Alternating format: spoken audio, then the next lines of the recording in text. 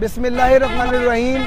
कल गुज़िश्ता रात ये बच्चा बहादुर, जो कि अपना नाम बहादुर बताता है, पंजाब के शहर लाहौर से अपनी वालदा को लेकर इलाज के घर से कराची शहर सिविल हॉस्पिटल में आया था।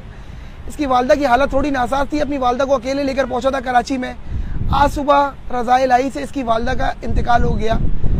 अब इस बच्चे को ना ही तो अपने घर का मालूम है और ना ही इसके पास कोई ऐसा कॉन्टेक्ट नंबर है जहाँ तक इसकी माँ तक इनको घर तक इनको पहुँचाया जा सके।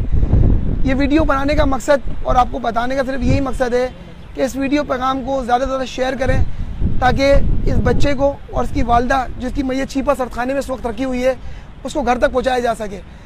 खादिम इंसानियत रमज़ान छीपा साहब की दर्दमंदाना अपील है कि ज़्यादा से ज़्यादा इस पैगाम को शेयर करें ताकि जल्द से जल्द इसके लवाकिन मिल सके। इस बच्चे को अब इस वक्त ये अपनी बिल्कुल होशो वास में नहीं है, सिर्फ बहादुर नाम बता सकता है अपना और कुछ नहीं बता पा रहा।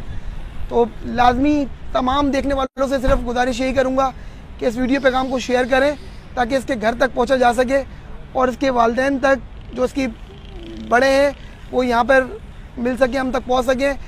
और 1020 छीपा हेल्पलाइन नंबर है।